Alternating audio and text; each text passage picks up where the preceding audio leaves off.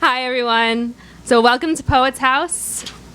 My name is Kate O'Donohue, and I'm not going to lose any of my papers. I'm so thrilled to be hosting you and our guest speaker this evening as we gather to think and learn alongside each other. There will be some time at the end for a Q&A, so be thinking of your questions along the way. For those of you who are new to the space, Poets House is a nonprofit poetry library that is free and open to the public. Our 100,000 volume library is one of the most comprehensive public poetry collections in the world. We also hold exhibitions, special collections, and public programming such as Passwords. In this series, presenters share poets, books, and ideas that have stayed with them, sometimes as touchstones, sometimes simply as works they admire or return to. Passwords has long been a way to broaden audiences' exposure to lesser-known poets or to great poets at risk of slipping from current awareness, inviting us to read more widely and appreciate a greater range of the art. Thank you to Battery Park City Authority for their generosity in supporting this particular series. And thank you all for joining us for tonight's edition of Passwords, which is the first of 2026, so that's pretty exciting, during which Kay Gabriel will invite us into her own thinking about the beloved New York School poet Bernadette Mayer, and particularly Mayer's cult classic epic poem, Midwinter Day, which records a single day of the speaker's life. The first time I encountered Mayer's epic was, and you won't believe this, February 2020, just a few short weeks before our worlds fundamentally changed thanks to the COVID-19 lockdown. I was in my first year of grad school and taking a craft class on feminist epics, and so this week, in preparation for this, I dove into my MFA archives to revisit my own 2 Midwinter Day reading responses, which made extreme note of Mayer's epic catalogs. Her lists and lists of stuff, the people and things and ideas and family members and world events and sporting events and household goods and books and beloveds and evils and blessings that filled her world on that particular day. Mayer's cataloging moved me emotionally and moved me to pay more attention to the world as I wrote, a lesson strangely timed as my world shrunk inconceivably to the space of my one-bedroom apartment and all its many glowing screens. Having read Midwinter Day and experienced Mayer's expansive gaze so immediately before lockdown was a turning point in my own writing and a kind of salvation in the smallness of my days ahead. Domesticity has always been worthy of epic poetry, and poems of all kinds flourish when infused with the specificity and particularity of our own daily lives. After grad school, and I moved back home to Long Island in New York, and my world once again exploded, and with people most of all. Months before I knew I would be giving this particular introduction, I was reading Kay's newest book, Perverts, during my commute, surrounded by the other weary daily travelers of New York. Perverts, which in part features the quote-unquote real dreams of Kay's friends, is not unlike a catalog of the speaker's people and the way their minds move. In an interview we conducted earlier this week, which you can read on the Poets House blog, Kay shared that she, quote, chose to emphasize these particular dreams and dreamers in part because these people have extraordinary minds and insights, and I want to show you something through what they see. That attention is magnified and clarified through the love I share with these friends and the patience, focus, discipline, listening, desire to learn, and willingness to be transformed that our love requires of us. Changing each other on the way to changing everything is one of the vocations of this project, unquote. Much like reading Midwinter Day, reading Perverts reflects another turning point in my life, one that marks a sort of re-entering into the world of people and their dreams. Much like Midwinter Day, Perverts asserts the centrality of dailiness, especially when that dailiness centers the minds of our community, our friends. Much like Midwinter Day, Perverts changed my mind by opening my gaze. Bernadette and Kay taught me the same lesson. Nothing is not worth cataloging. Everything is. Kay Gabriel is a writer and organizer. She's the author of Perverts, A Queen in Bucks County, and Kissing Other People or The House of Fame, all from Nightboat. She's the editorial director at the Poetry Project and lives in New York City. Please join me in welcoming Kay to Poets House.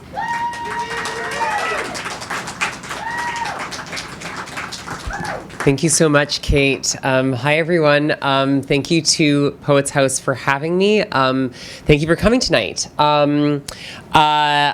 Like Kate just mentioned in my bio, I'm a writer and organizer. I work at the Poetry Project, and it's very cool to be a delegate from one downtown poetry institution to another. So hello to the west side of Manhattan. I'm almost never here. It's very nice to be here. The prompt for tonight was for me to talk about a poet whose work has been deeply generative for mine. So, like Kate has prepped you on, I'm going to talk about Bernadette Mayer. I'm going to zero in on a couple of key passages from Midwinter Day. I brought my first edition just kind of to show it off, because it's so beautiful. Midwinter Day, as I think probably most of you know, an epic poem written in a single day, December 22nd, 1978, first published 1982, New Directions reissued it in 1999. But I'm going to do that in the service of providing an argument about Mayer's prolific writing overall, so there's some scene setting. A question for you guys. You look like a very poetry crowd, and some people, of course, are in the audience are very familiar with Mayer's work. Indeed, would anyone like a Wikipedia level quick biographical summary of Mayer? Would anybody feel like, oh, this would be helpful for me? I am seeing a few nods. Okay, I'm going to give that. Bernadette Mayer was born to a German Catholic family in Ridgewood in 1945, the same year as Anne Waldman and Alice Notley, so a really miraculous year for women poets with a lot of opinions and a strong relationship to New York. Her parents died when she was not yet a teenager, and she lapsed from her Catholicism very hard, although I think, as with most lapsed Catholics, you can really hear the Catholicism even in her secularity in a way that I think is very interesting. In her early 20s, she edited the journal 0 to 9 with the artist Vito Acconci, who her sister Rosemary was married to at the time, which puts her right next to the first generation of conceptual art. And I think that that's really important for thinking about her work even as she took a very different turn. She also taught this highly influential workshop at the Poetry Project in the early 70s, that for several years running. That was very ambitious, very experimental, broke all the rules, and a lot of people who would eventually become the language poets took the class, and therefore at the time they looked up to her a lot. She also wrote these two, in the early 70s, she also wrote these two mammoth prose works, Memory and Studying Hunger, which I'm going to talk about a little bit tonight as well. In 1975, she began a relationship with the poet Louis Warsh. They married. They moved to Lenox, Massachusetts, a small town in the Berkshires, in order to be able to raise children. They had 3 kids, Marie, Sophia, and Max. Marie is here tonight. Thanks for coming. And it's during this period that Mayer wrote Midwinter Day. In 1980, they moved back to New York so Mayer could run the Poetry Project, which she did until 1984. In 1995, she experienced a stroke that really changed. When you read about her talking about it, really changed her relationship to language and to writing. And she moved upstate with her partner Philip Good outside of Troy, New York, where she continued to live and write until she passed away in 2022. Across the course of her career, she wrote, I count, more than 30 books in prose and verse across a dizzying range of tone and form and content. And tonight, I'm going to attempt somewhat ambitiously to offer a perspective on how these works hang together in something like a system, which is kind of a crazy, audacious thesis to offer. I do believe it. And I hope that I'll convince you. And if not, during the Q&A, maybe you can tell me why you disagree. I'm also going to try to do it with some specificity and focus. So if you're not as familiar with her work, I hope that what I talk about will give you some handholds for what I'm trying to say. And there is a handout with a couple of key passages. Okay, that's the preamble. Here is the main event. For Bernadette Mayer, everything is an all-important word. It has, for instance, an undeniable ethical valence, and she waves it like a red flag from the top of a barricade. An example, her poem Walking Like a Robin from her 2016 collection Works and Days, one of the poems that kind of circulates on the internet very widely. I must be very old, like 70, she says. I guess I'm falling apart. I'll just sew myself back together, but will it last? Please take a piece of me back home. Each piece is anti-war and don't pay your rent. In fact, remember, property is robbery. Give everybody everything. Other birds walk this way too. The poem balances Mayer's slapstick, self-deprecating humor at her own advanced age with its both militant and matter-of-fact clarity about a basic political position. That private property is an abomination, that the world belongs to all. She leaps from one perspective to the other in an exhilarating inversion. In the poem, individual frailty becomes collective strength as Mayer's physical collapse, going to pieces, turns into the instrument and occasion for radical redistribution. You give the pieces to everybody, and each piece teaches the lesson, give everybody everything. She sounds a similar note politically, that is to say, in another poem written 35 years before, the title of the poem, Everybody Sleeps in Royal Blue Satin Sheets Like Cucumbers in a Box of Snow. The poem developed out of a correspondence that Mayer was maintaining in the early 80s with the poet Bill Berkson, in which each asked the other questions. She answers Berkson's question, "What's your idea of a good time?" with this utopian image. Since the revolution, she says, accomplished pacifically, all artists live on large sufficient farms in the city with other poor people, all of whom now have plenty of food, shelter, health services, and libraries. She writes those lines in parentheses, and at the end of the poem, a different parenthetical thought appears. But I am calm, she says, unself-conscious, healthy, useful, and afraid of nothing, and we are each in love and never mean and always think of everything. Notice how the ethical and political everything of Walking Like a Robin here becomes a cognitive everything, the object of thought in the first person plural. We always think of everything, braided into the conviviality of the poem through, Mayer reminds us, also being in love. In Mayer's work, thinking of everything is the common usage. And something I'm going to talk about today is how everything for Mayer fulfills this dual function, understanding the world in order to change it. It is a returning motif in her work, and each dynamic use recalls every other. Taking everything as the object of one's writing and thinking, as the purpose of understanding the world in order to change it, is definitional in Mayer's writing. In the second paragraph of her book, Studying Hunger, written in 1972, published in 1975, she gives voice to her ambition to, quote, come up with a workable code or shorthand for the transcription of every event, every motion, every transition of one's own mind, and to perform this process of translation of oneself for a 24-hour period, which could come up, she says, with a great piece of language/information. And in 2020, in the new foreword to the new edition of her 1971 Triumph Memory, she repeats this desire for a device that could record everything you think or see, even for a single day. That would make for an interesting piece of language/information. Let's parse this out. The basic element of what Mayer in Memory calls her emotional science project is the specific experiment of attending to consciousness in a time-bound duration, of writing everything in a project of substantial but metabolizable size. And what does she mean by a piece of language/information? If we take both sides of the slash equally seriously, if we think Mayer was being intentional in her articulation rather than vague or sloppy, then notice that she asks us to believe that these experiments will result in a great piece of language, which is to say worthy art, and a great piece of information, which is to say worthy science.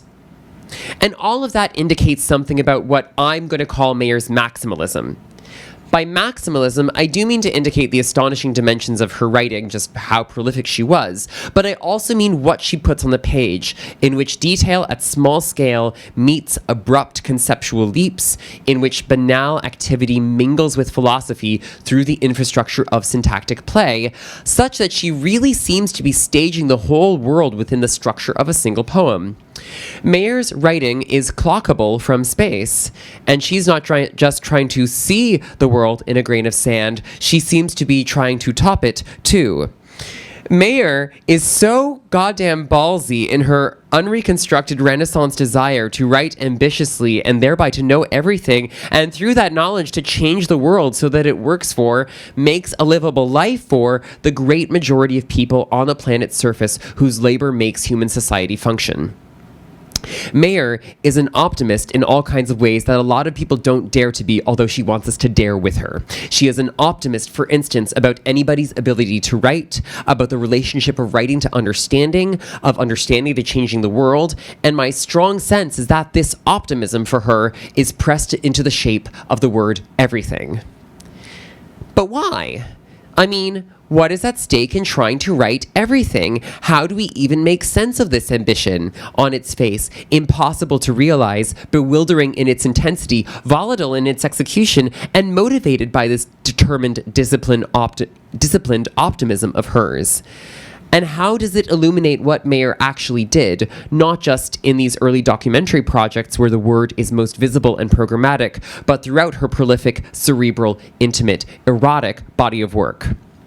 The poet Trish Salah has talked about the capacity of poetry to function as a discipline of philosophy and theory, and I think that is also an indication of what everything does for Mayer. Those words, philosophy and theory, are probably not the words that Mayer would use to describe her own work. I think she would maybe use the word science. For Mayer, one might say, poetry is a science, or it's like a science, and its object is understanding the world in order to change it. Ambitious, sure, but she's not the only one. And this, ultimately, since Passwords is a series about what do I get out of it? This is the wellspring of my fanish relationship to Mayer.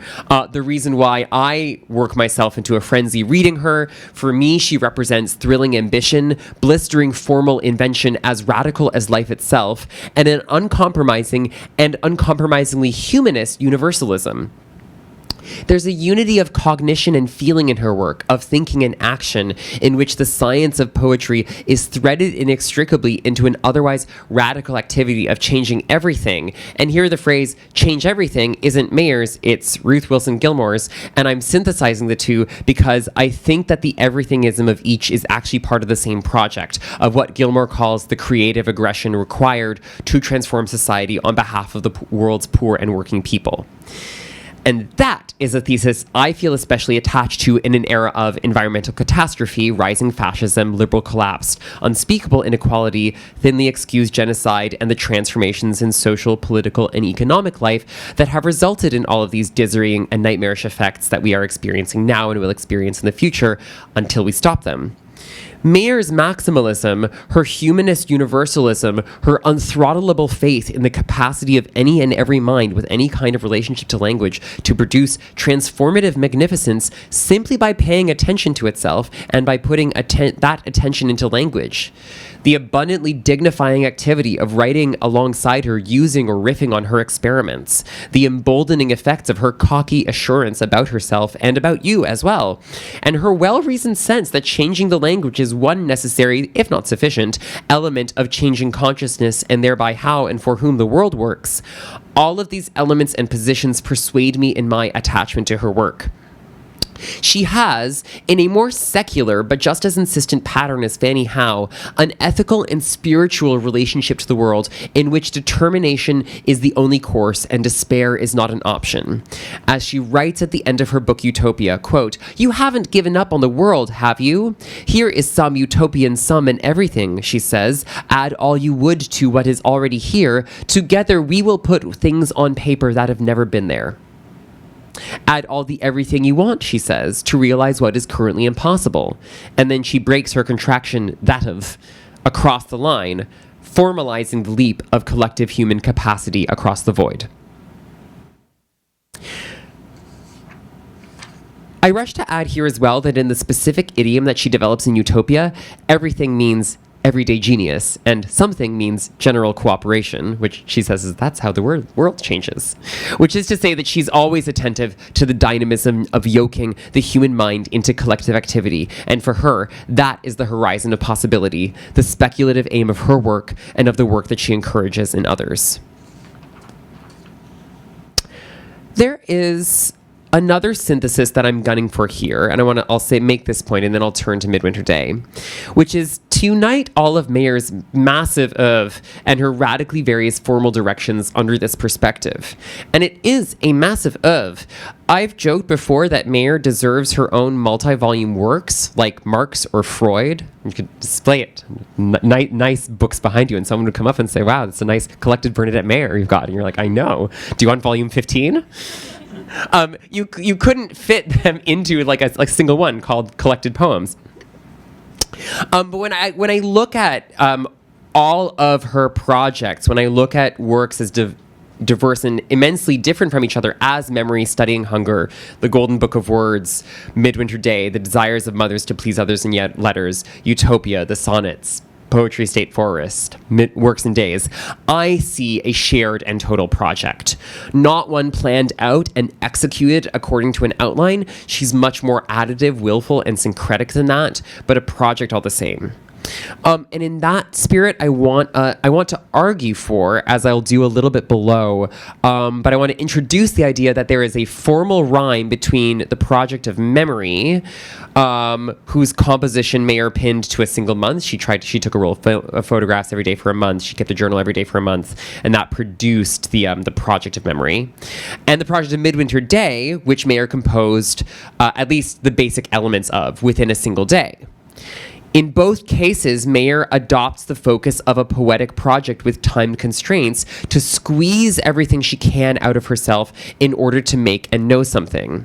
Studying Hunger is a different form of time-based project, and right at the start of it, she says something about, and write it down, but she says she was trying to keep a journal of her for analysis within a month, and she says a month is a good time to focus on something. You can kind of take breaks, but it's not such a big span of time that you can fuck off completely. She does her same in her epistolary project, The Desires of Mothers to Please Others in Letters, which assembles letters written but never sent during the period of her pregnancy with her third child, Max, and which synthesizes, in her way, philosophic reflection with a bone-deep materialism. As she wrote in yet a fifth time-based project, her book Piece of Cake, written with her then-husband Louis Warsh in August 1976, quote, "The 1,000 episodes the mind enjoys can make a book in a minute if you'd only write it." She treats temporal constraint as spring-loaded leverage for insight, a practical constraint that, by forcing consciousness into a communicable form, renders it usable. It is as if Mayer's appetitive engagement of human consciousness, not just her own, all of ours, abhors a waste, all of that capacity not put to use.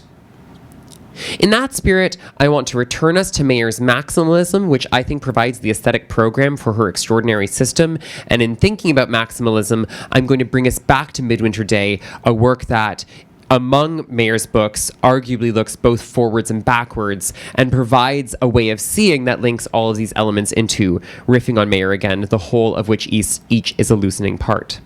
Could I get my water? Thank you so much.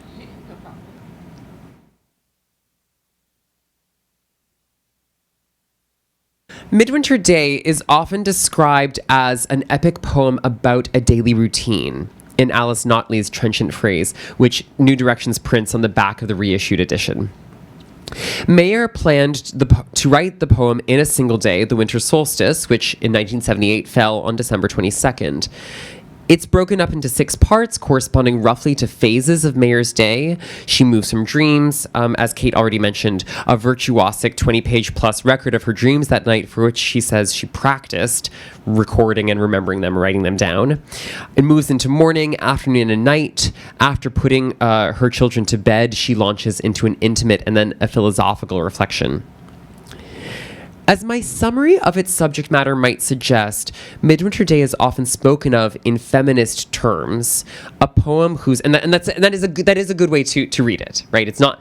I'm not gonna argue against that. I'm gonna add to it. It's a poem whose activity is nearly entirely concerned with the reproductive labor of getting oneself and another person or other people from one day to the next, and which thereby insists, especially children, and which thereby insists on this material as dignified enough for poems. But Mayer's intention for the book, as she developed it over the years she spent planning Midwinter Day, focused much less on the activity she would do during the day than it did on states of consciousness, which puts Midwinter Day squarely into the intellectual tradition of memory and studying hunger, into these books in which she tried to record everything, in which that was the ambition, as much as it departs from those projects in form and tone. As she wrote to her sister Rosemary in February 1978, in a collection of Rosemary and Bernadette's letters that Marie was one of the editors for. She says, "I've been writing poems and waiting to start big project. Don't know exactly what.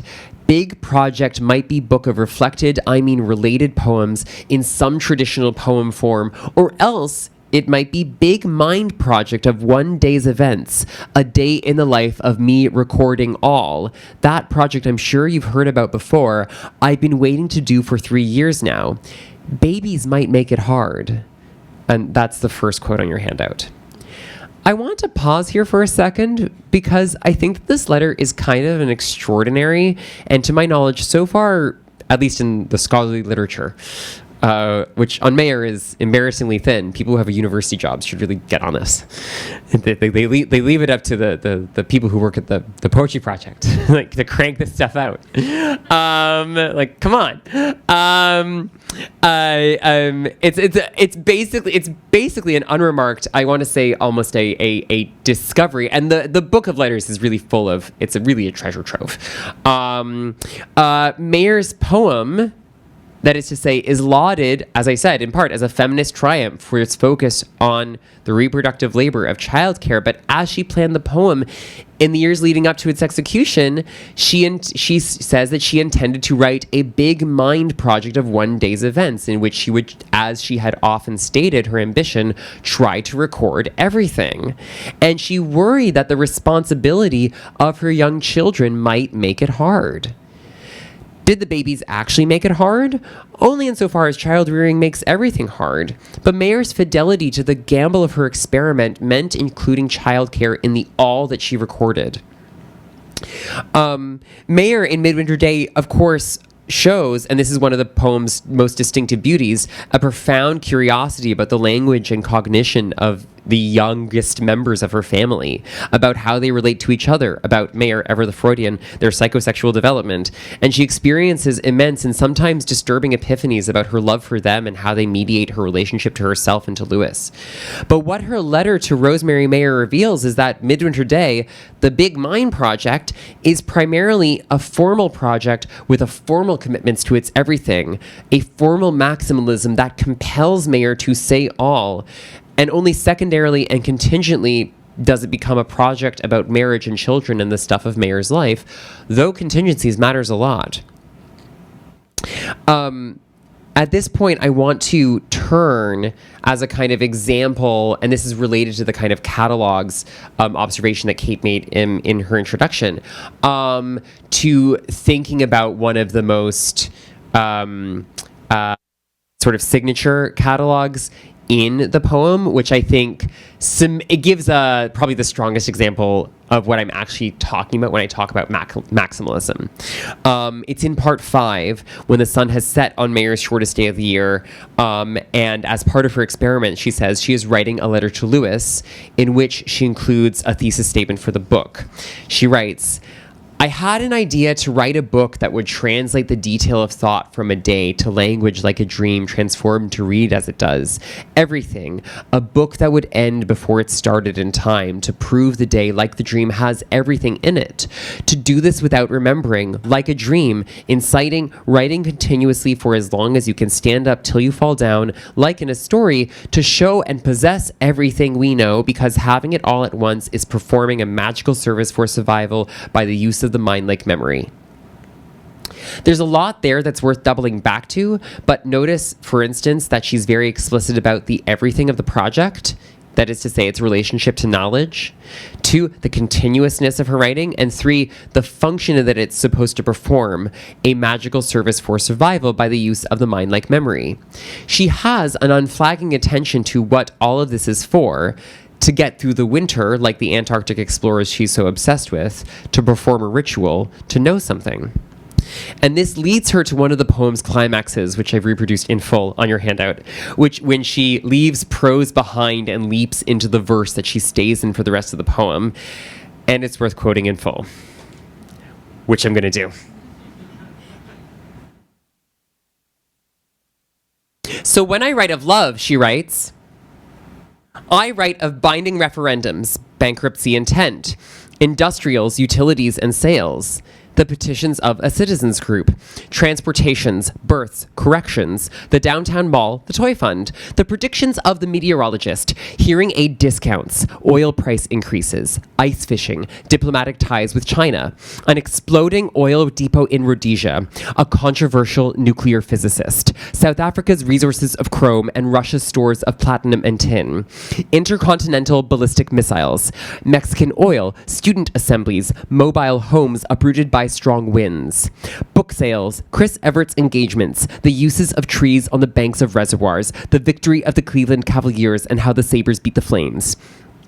I write of artists, auto technicians, babysitters, bookkeepers, childcare workers, companions, conference managers, cooks, dental assistants, and receptionists, designers, electricians, English teachers, hairdressers, maintenance men and women, medical secretaries, mold makers, night clerks, nurses, oil burners, service technicians, program directors, programmer trainees, public health nurses, registered nurses, secretaries, ski salesmen and saleswomen, substitute teachers, waitresses, and waiters.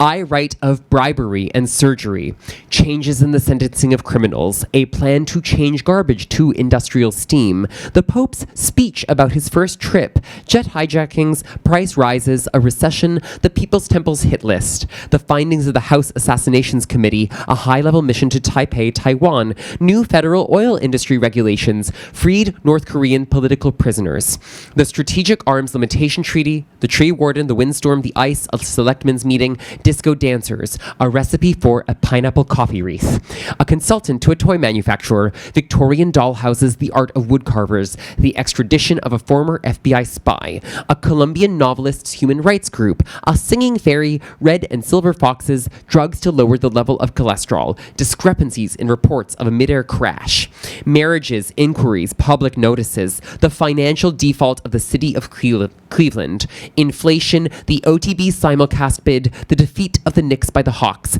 Army allegedly breaking recruiting rules, the Nets lost to the Rockets, King's arrest for drunk driving and cocaine, Rick Barry's outburst of anger at the fans, minimum wages, apartheid, the United Nations, inflation, widespread default on bank loans, the fight at the meeting of the Women's Bank, the gasoline tax plan, dictaphone stock gains, the merger of Continental Phone with Executone, Napoleons, eclairs, tarts and torts, reborn Christians, women in the JCs, the Council on Aging, protesting teachers, a nuclear power plant, high school violence, the inventor of earmuffs, free ski lessons, speeding, drunken driving, and accidental deaths, carolers, a graphics firm, window paintings, air pollution emission, foreclosures, a report of missing gold, gangs, crashes, frauds, bombed buildings, the crisis in Iran, information from the surface of Venus, a bus hit by a train, remade movies, a papal message censored in Poland, the murder of a Basque militant leader, collages, operas, stages, the soft shoe, romantic films, the writers of Superman, Clint Eastwood with a monkey, bad plots, old jazz musicians, Russian body mime, 2 Soviet films, expensive restaurants, RKO, MGM, progressive rock experimentation, Japanese architecture, chamber music, auctions, Andy Warhol and Red Grooms, a lost anarchist novelist, contract bride, biographics, the Bible, documentaries, cosmology, and the Balinese dance, Bernadette. You can applaud if you want to. That is your instinct. What is going on here in this sublime list? Like, actually, starts with When I Write of Love, it ends with Bernadette, and then it has the world inside it? Mayer builds out her poem with the rearranged and seemingly entire contents of the day's newspaper, in this case, the New York Times. She's very open, if somewhat tongue-in-cheek, about Midwinter Day having a lot of lists in it, because lists take up a lot of space. And she needed, she said, to thicken out her poem of a single day. So in a sense, the newspaper list simply joins her poem's other lists. Of the new titles of books in the bookstore, of the grocery items she purchases, of all the items in her family's apartment, of the lists of every genre of painting and every invention she can think of, or all the women writers she likes, that she puts into part 6. Then again, the lists themselves are not just thrillingly arranged filler. They also cement the poem into the tradition of Indo-European epics that Mayer, a trained classicist, was highly familiar with. Think of the Homeric catalogue of ships in the Iliad, Book 2. So her self-deprecating gesture is at the same time a bold and ambitious one, whereby she cheekily inserts herself into the company of Virgil and Dante, and etc. But it's also modernism. Why? Because one of the major intertexts for Midwinter Day is Ulysses. They begin with the same word, stately. In the Book of Letters with Rosemary, she refers to it as her Ulysses book, and it kind of has this, well, it's not a book, it's kind of this one-upsmanship gesture where it's like, it's not a book about a single day, it's a book she wrote in a single day. Take that, James Joyce. So doing a modernism that's also doing an ancient epic is her way of metabolizing the kind of modernist gesture of Joyce, but very much making it her own, right? Okay. Within the maximally capacious ambit of Midwinter Day's project, the catalog of news inscribes the entirety of synchronous human activity into the poem. Protracted struggles, war, corporations, workers, the global south, technological development. And it does so as an expanded metonym for what Bernadette calls love. So her little poem about a little family bound by both love and necessity, growing up and getting by in a little rural town in Massachusetts, in fact, and she's really fucking intentional about it, gives her a vantage point onto the entire world, what makes it work and what could make it otherwise. She looks out at the fights, the struggles across place and time that right now are at work to rearrange the shape of actually existing empirical reality. The crisis in Iran, she says. Apartheid, she says. Love, for Bernadette, names a method. It is a principle and a science. It is a secularized version of a religious vocation. It is the organ that puts her maximalism to use, that makes it actually useful to list all of these things in order so that you actually kind of get, it's not just like assaulting you with information, it's giving you everything happening and the tools to put it together. It's what illuminates her everything, her drive to think everything, name everything, put everything to work. Hers is a dialectical everything, a totalizing everything, and love is the organ that pumps and pumps, that coheres disparate information into a systematic whole. And I think at this point it's useful to compare this collaged list to other poetic experiments of reproducing large quantities of found language. Specifically, for instance, the battleships and doorstops of conceptual poetry, which as a field is highly based in reproducing found language. It's 2026. We don't need to litigate whether or not conceptual poetry is bad. I just want to introduce it as doing something different. Mayer is included in Craig Dworkin's and Kenneth Goldsmith's anthology of conceptual poetry that they title Against Expression, not Midwinter Day. They put in a passage from Eruditio Ex Memoria, her book that she wrote out of recomposing her high school notebooks and putting them all together, trying to figure out what she learned from these classes. And she'll go like, she reproduces a page of notes and then she's like, I failed that class. Certainly, I think you can see some kinship between Mayer's creative repurposing of already existing language and the tradition of conceptualism that one might find, for instance, in Tricia Lowe or Holly Melgard or Shiv Katecha, when Shiv was a conceptual poet, which I don't think he is any longer.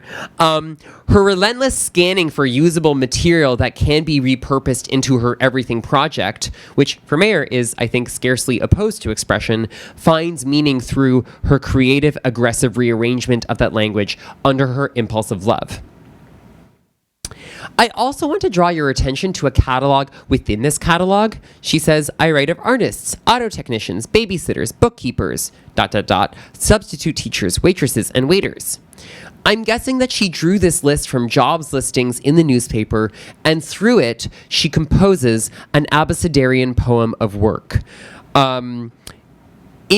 Through this catalog, within the catalog, that is to say, she throws the alphabet into her totalizing grasp on the world, and she makes it an alphabet of work. It's not a full alphabet, but gesturally, she pretty much gets there. I think she has like 20 letters out of 26. My suspicion about abecedarian writing in general, about the instinct to include the alphabet inside a poem, is that it's a speculative move that looks towards the countable infinity of possible other meanings, an asymptotic leap towards everything else that the letters could be arranged to name or say. Language enters the poem as a future-oriented potentiality. And in this case, Mayer puts her speculative everything to work in the form of the workers who, she says, she writes, like the protesting teachers who show up later on in the love catalog. And if all language is potentially here, so too is all human labor, like the labor of reproducing a family day after day, and this signature activity provides one of the bases for Midwinter Day's universalistic solidarity. The poem's maximalism is a maximalism of, by, and for the people who set the world in motion, and to whom, speculatively, it also belongs.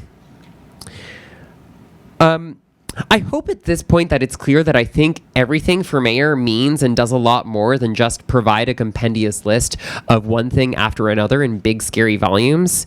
It names a method for the development of a capacious and politically dynamic consciousness, the bridge between the emotional science project of memory and the give everybody everything of walking like a robin. And in that spirit, and this is the final turn in my argument before I turn it over to questions, I think we can productively make sense of another remarkable and very curious part of Midwinter Day. The pages in part 6 where she includes a catalog of what seems to be every imaginable kind of painting, which actually Rosemary compiled for her, and a list of scientific and engineering inventions back to back. I'm not going to quote the entirety of these lists, although it's fun to do that. Just selections. Quote, and this is the final quote in your handout. I want to be a worker in trees, she says. Winter long, I would paint the city if I see a cityscape. And from what I saw, I would even want to be involved in photorealist painting, airbrush painting, pattern painting, and proposals for sculptures, ... social realism and collages. I would even discover roughly adrenaline, air conditioning, a satellite of Pluto, supermassive objects in the center of galaxies, the nature of schizophrenia, and the first known noon marker of the summer solstice. And that's the end of both catalogs. Once again, why include these billowing lists of possibilities of painterly disciplines Mayer might master and of already made discoveries that she rather audaciously says that she would even discover? From the perspective of her maximalism, of her ambition speculatively to include all human collective capacity from the vantage point of her own life, the better question might be how she could have written the book without including them. Mayer's breathtaking catalogs toy with counting infinities. They juxtapose and thereby remarry art and science through the same sublime gesture of nominally including all.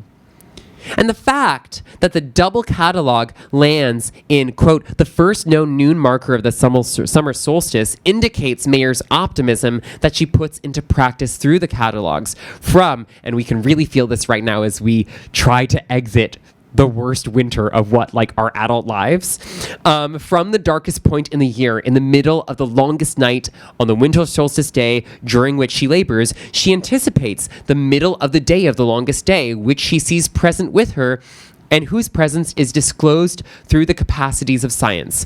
Capacities, she implies, that are not locked away for only experts to use, but instead ones that she herself would even discover that anybody could. There is, I think, a vivid allegory here, and I don't think it's too much of a stretch to unearth it. It might be a little corny, but it's worth emphasizing. Because this insight points us back to the subject matter and occasion of this book. Why write a book during the summer solstice? Aside from the fact that she kind of jokes about oh, haha, wanted to write a book during a single day, so I picked the shortest day of the year, make it easy for myself. I don't think that this book was easy to write. So I think anytime that she jokes that she did something to make it easy for herself, I playfully disbelieve her. She reports elsewhere that she really hated her winters in Massachusetts, which she found isolating and depressing.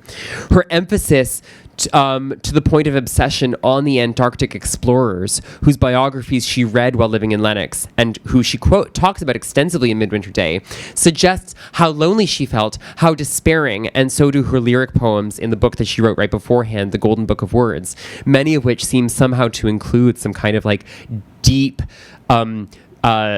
soul pain about the winter.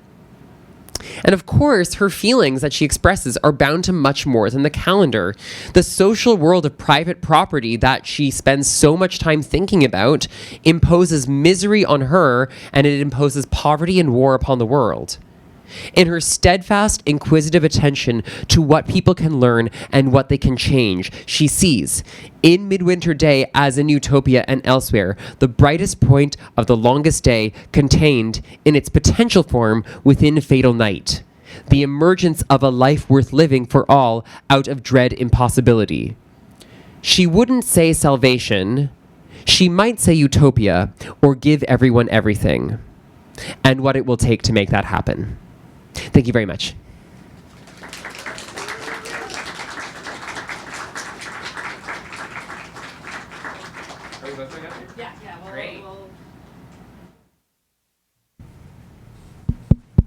Great. Thank you, Kay. Well, how will we handle this? We can stand. Yeah, what we can do maybe is I'm going to selfishly start with one question. And then I'm sure this is an audience after such a great talk that has questions for Kay to keep talking about Bernadette. Thanks, Mike.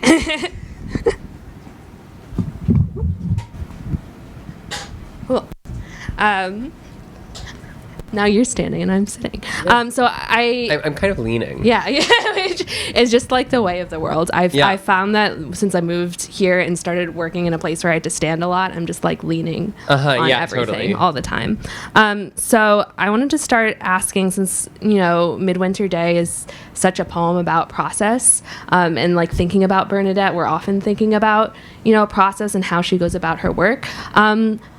How did you go about getting ready to do this talk, writing this talk? I'm such a process nerd. I really love hearing people talk about what they actually do to make the work happen. Oh, that's a great question. Well, first I had to unpack my books.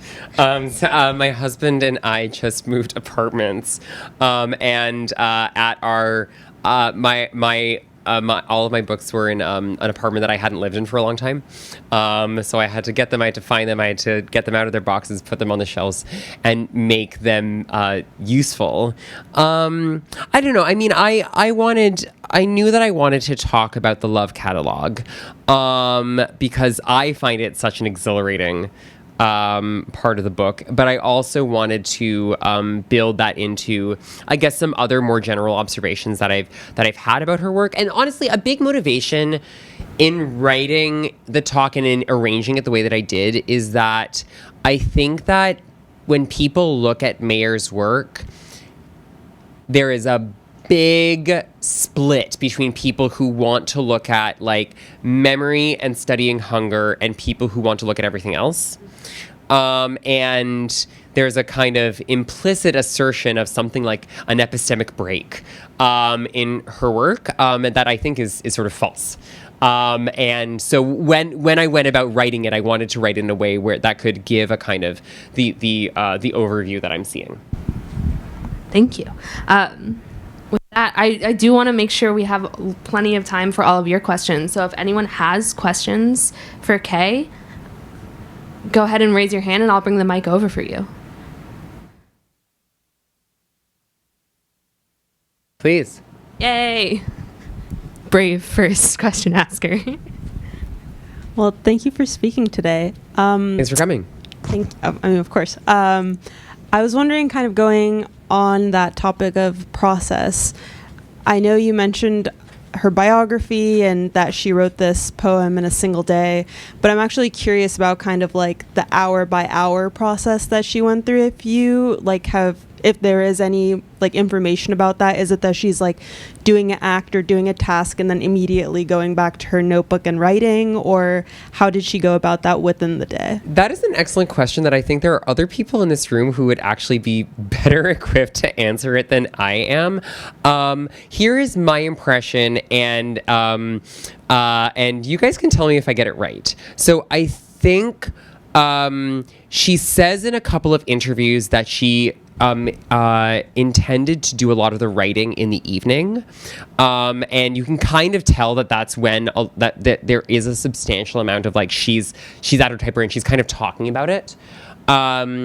I imagine for the rest of the day, she's taking notes. She might have a recorder because in a bunch of the other works from this period in the 70s, she talks about having a tape recorder, like Piece of Cake. She talks about writing often on tape recorder, or she has like a tape recorder like in the closet, or she has it with her while she's like breastfeeding. So I think that part of it is like writing by like talking to the recorder. And then some of the lists she compiles separately or not, and not on the day itself. Like Rosemary wrote the list of everything that happens within, of all of the possible disciplines of painting that she can think of. And like I don't know if she compiled like everything that happened in the newspaper that day itself, rather than just like she had the newspaper and then in the days that followed, she compiled all the information. Yeah, so that is kind of my impression about how it happens. There is this feeling that you get in like part 6 where you're like, who knows where she is in time any longer? You know, there's a kind of like almost like Molly Bloom at the end of like Ulysses, like feeling of like you have become cosmic at this point. There are some other details in that Rosemary Bernadette letters book where she says, "I've just finished working on part 5. I've just finished working on part 6." So, and those are from like January 1979. So there definitely was at least some process of revision, rearranging, putting things together, maybe composing more, that happens after the day itself. I would say that I would say that I like believe her that she basically like did the super majority of the composition in a single day. And my guess is that this is how it happened. For the dreams, I would sort of guess that she was recording them. I think based on some of her descriptions of her other dream writing, that she was recording them by like having a dream, waking up just enough to write it down, falling back asleep, having another dream, and doing that process. That's my guess about that, because it has that kind of like feeling of like I had one and then I wrote it down and then I had another. It's kind of like that. Yeah, so that again, that's a guess. More questions? Marie? Thank you so much, Kay. That was really great. Thank you for being here. I think your assessment of the process, as far as I've understood it, is pretty spot on. I mean, I think she liked to say that she wrote it in one day as kind of showing off of the feat, but I don't think she literally finished the book at midnight on that day. But I just really wanted to comment on kind of your insights into the list. What were you calling this list? The love catalog? The love catalog. Because I think because of the typesetting of her name at the end of it, which is offset to the right, I've always thought of it kind of like a letter. Yeah.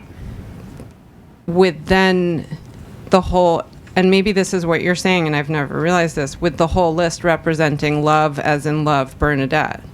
Oh, that's interesting. Sorry, was that the question? Well, I just had a revelation from you talking about that maybe being part of what I had been thinking, but not really kind of understanding, like the whole list being love. Yeah. So that is my understanding of what that list is. Yeah. That the list is all this metonym for love. Like love is binding referendums, bankruptcy of intent. It's all of these things. But then she's ending it as if it's love, Bernadette, like in a letter. Yeah. Is how I was sort of thinking about it. So the interpretation that I've come to is that on page... where is it? On page 87 of the original, I forget if it's the same in the New Directions reissue, but I feel like the pages are the same numbers. She says, "I am writing you a letter. It begins, Dear Lewis." And then it keeps going. So my interpretation is that the letter, so to speak, starts with Dear Lewis on page 87 and goes all the way through the Balinese dance, Bernadette. And so, but then I agree that it's like the love Bernadette, and then what does that love Bernadette mean? It has that like, then that's where she has like the catalog in there. Yeah. So I think that that's the kind of like containers of the letter, but it's a little hard to tell because she says the bit about I am writing you a letter. It begins kind of in the middle of a paragraph, so she's not like. It's a little subtle how she starts it. That's my guess there. Yeah, no, it's cool. One other observation that I want to just make at this point, it's also, and I kind of said this, but it's worth noting again. This is where the poem is both, like Midwinter Day is both in like prose and verse. When she starts the love catalog, she leaves prose behind. It's like, it's just verse from then on. And it gains, I would say, like a kind of like speed and momentum. So there's something really climactic happening here. Thank you. Question? Yeah, of course. Hi, thank you so much for the talk. Thanks for coming. I'm looking at this passage that is on the handout here. There's a kind of like, yeah, like you said, a speed and almost like an ease that feels like it is very easy to just like read through it quickly and miss the like super artful construction in some ways. And then looking at this quote at the top when she says big project might be a book of reflected, I mean, related poems in some traditional poem form. Like, what do you make of that reflected, related? Okay, so my guess is that she...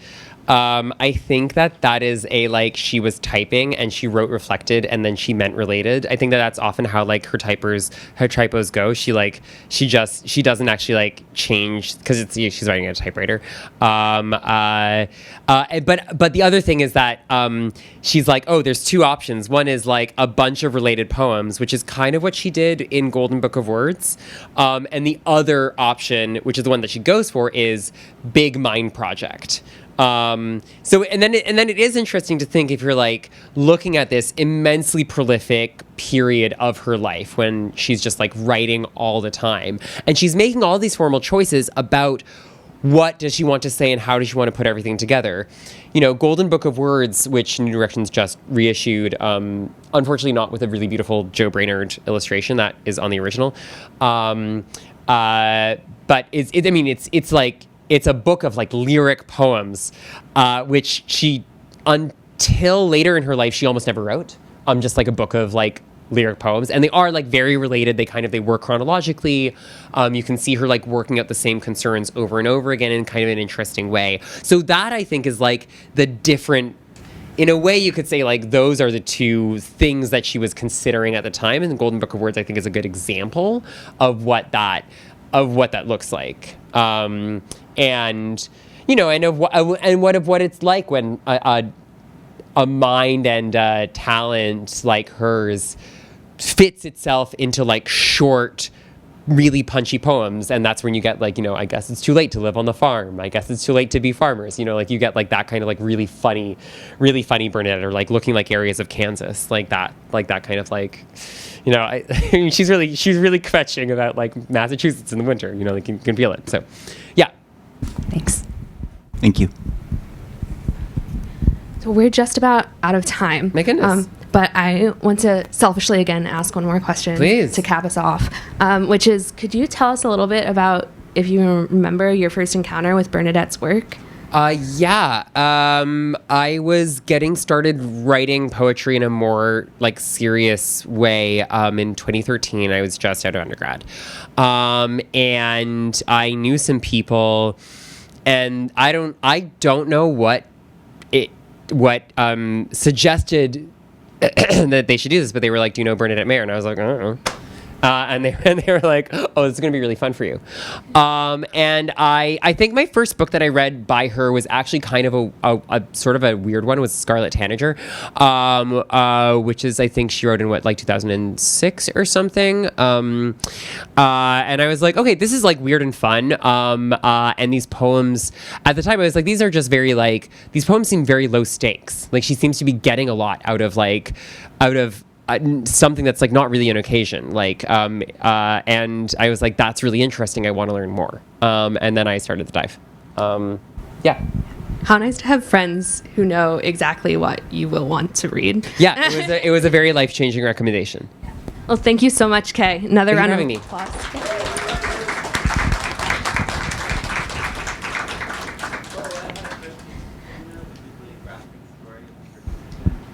Oh, I don't. Do you want to share it? No. I don't know it. Marie, do you know it? The first edition, how it came to be published in this edition? Yeah. I know they were friends with the guy, I'm blanking on his name, who ran Turtle Island Press. Do you remember his name, Peggy? The guy who ran Turtle Island Press. I don't remember his name, no. And I think she, Was it Callahan? yes, Bob Callahan. And I think she had tried to shop it around to a few places and no one was really interested. And I think she had a personal connection to him, and he was kind of a bit of I think kind of more publishing like new age and spiritual kind of stuff. Interestingly, like, Yeah. and I think, yeah, I don't know. There is stuff out there about it. Cool. But I don't quite remember the details. I remember reading like something from her in the early 80s where she's complaining about not having found a publisher yet. Yeah, Clearly exactly. because she knows what she's done, and she's like, well, why won't you bite? Which is a relatable desire. Yeah. So, Yeah. cool. Thank you. Thanks, guys. Thank you guys for coming. There are books for sale in the lobby, and we hope you'll consider joining us for our next edition of Passwords, which is on April 1st in this room, as the poet and translator Ricardo Alberto Maldonado explores the work of Cesar Vallejo. Thank you all for coming. See you again soon.